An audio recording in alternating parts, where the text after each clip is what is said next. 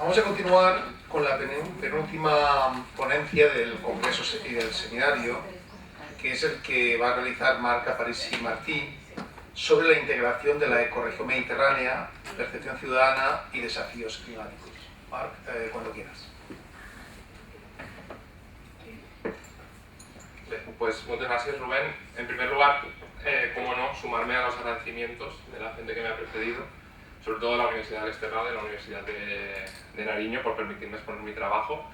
Y la verdad es que me ha venido muy bien que la ponencia anterior o la explicación anterior haya ido sobre las regiones ecológicas, porque este trabajo se enmarca justo dentro de esa línea de investigación que desde el grupo de investigación pues llevamos alrededor de un año, 2 años, ¿no? Igual 2 años desarrollando, y que me permite pensar sobre la existencia o no de lo que venimos llamando la ecorregión del Mediterráneo. Aquí lo que me interesa no es cuestionar si existe en términos biológicos y físicos, que obviamente es un ecosistema y se tiene que proteger, sino lo que me interesa es si se puede pensar el Mediterráneo desde la ciudadanía como una región socialmente construida, o si en cambio está por construir aprovechando los desafíos climáticos. Por tanto, las preguntas que voy a plantear en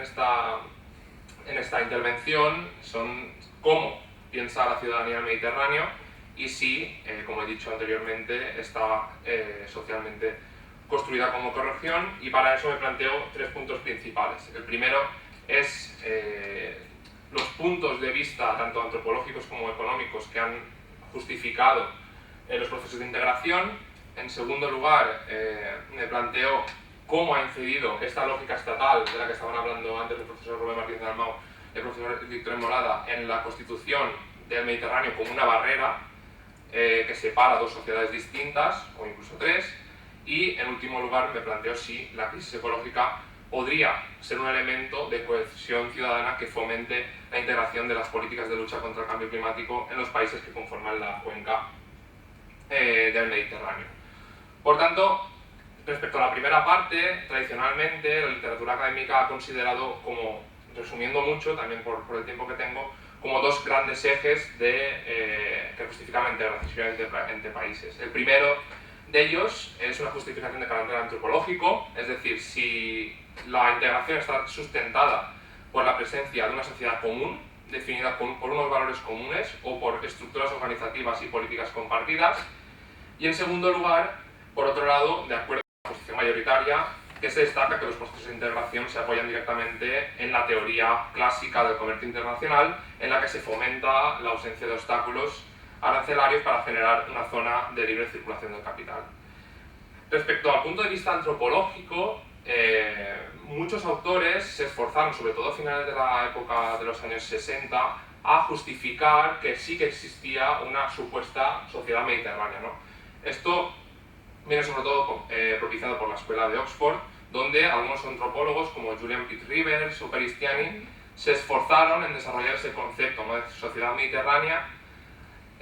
a través del estudio de la cultura, de los modos de vida de la gente o las sociedades que habitaban la cuenca mediterránea. La intención era mostrar que, a pesar de la diversidad cultural evidente que existía en diversas partes, sí que existía una organización social que conectaba a estas comunidades particulares de modo particular. Este concepto subrayaba, el concepto de sociedad mediterránea, subrayaba características como la centralidad de la familia, los códigos de honor y vergüenza, así como otras formas de cohesión social que lograban trascender las fronteras nacionales, entre las cuales se encontraba también la relación que mantenían los pueblos costeros con el Mediterráneo. Esta perspectiva ofrecía una visión unificadora que enfatizaba las similitudes en prácticas y valores populares compartidos por las sociedades de la cuenca mediterránea, que eran principalmente una herencia de un pasado remoto en la que el mar Mediterráneo servía como un eje de intercambio comercial y jugaba un papel central en la organización de las sociedades ribereñas. La concepción definida por Pitt-Rivers y Peristiani fue fuertemente debatida, ya que separaba las cuestiones culturales de las estructuras económicas y políticas ofreciendo una visión casi romántica del Mediterráneo, ¿no? Había un antropólogo también de la Escuela de Oxford que disentía de este pensamiento, que decía que esa posición era una construcción construida para turistas ingleses y estadounidenses y que era muy alejada de la realidad en un contexto como el que había en ese momento, que era un contexto de Guerra Fría. Por tanto, sin embargo, había otros antropólogos como Gellner que abordaban el estudio del Mediterráneo desde una posición mucho más conflictiva y desde una perspectiva mucho más crítica. Es decir, el término Mediterráneo para Gellner significaba sobre todo oposición ideológica y cultural que actuaba de manera insalvable para poder pensar en una futura sociedad mediterránea. La propuesta de Gellner nos baladí, ya que examina las implicaciones de esta oposición cultural e ideológica en relación respecto al otro, en la configuración de los nacionalismos que en la actualidad continúan sirviendo de base política de los estados mediterráneos. Así pues, Gellner sostiene que los estados, como una condensación de ese conjunto de valores e ideologías en estructuras políticas, son los que perpetúan tales diferencias y actúan como agentes de fragmentación en una hipotética integración de los países del Mediterráneo. Dejando de lado ya la perspectiva antropológica, desde el punto de vista económico, desde el punto de vista clásico del comercio internacional, algunos autores de principios de los años 50, como Wiener, definían los procesos como procesos de integración como el proceso mediante el cual dos o más economías de mercado eliminaban entre ellas uno o varios de los elementos que las diferenciaban y les permitían proteger sus respectivos sistemas productivos. Esta teoría del comercio internacional, que aparentemente es una explicación bastante sencilla, plantea limitaciones significativas para explicar el conjunto de las relaciones internacionales y particularmente en el contexto mediterráneo. En primer lugar, su enfoque asume una situación de igualdad entre los estados involucrados, una condición que no refleja las realidades históricas y actuales de la región. Por ejemplo, la experiencia colonial que las actuales potencias europeas ejercían sobre territorios como el Magreb o sobre Oriente Próximo ha dejado todavía hoy profundas huellas que afectan a las dinámicas presentes entre esos estados. Este legado de colonialismo ha consolidado desequilibrios estructurales y asimetrías de poder que condicionan el desarrollo económico y político de los países de la cuenca mediterránea.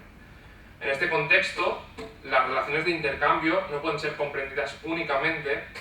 a partir de los principios de una teoría de libre competencia entre iguales, sino que, tal como Gramsci escribió en La cuestión meridional, respecto a las relaciones internacionales, requieren un análisis que considera las dimensiones históricas de dependencia y desigualdad inherentes a dichas relaciones. Y en segundo lugar, como continuidad de esta relación de poder colonial, el orden económico mundial capitalista ha impuesto en el Mediterráneo una clara línea divisoria entre los países que integran el norte y el sur global. Esto implica una continuidad del dominio establecido en la era colonial, manifestado no ya como un sistema de extracción de recursos, sino como un sistema de transferencia de costes hacia el sur global desde las economías del norte. Esto está relacionado también con lo que defendían Brandt y Wiesen sobre el modo de vida imperial que nos permite a los países del norte global continuar con las vidas que tenemos ahora respecto al consumo y también respecto a las condiciones que nosotros consideramos, las percepciones que nosotros tenemos respecto también a las cuestiones relacionadas con la transición ecológica. Desde esta perspectiva, los estados, desde la perspectiva de la división del norte y el sur global, los estados actuarían para preservar el orden de dominación en el Mediterráneo, lo cual obstaculizaría la integración económica conforme a los supuestos de la teoría clásica del comercio internacional.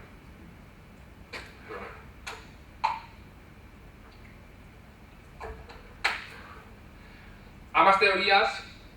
al final lo que nos damos cuenta es que siempre acaban en el mismo punto, y es el problema de la integración bajo la lógica de los estados, que, como han señalado antes, y no voy a incidir en ese punto, es el que imposibilita que cuadren las lógicas de los sistemas ecológicos con las lógicas de la organización de las sociedades. Por tanto, yo lo que me pregunto es en qué ha influido, ¿no?, esa lógica estatal en la percepción que tiene la ciudadanía respecto al Mediterráneo como barrera, ¿no?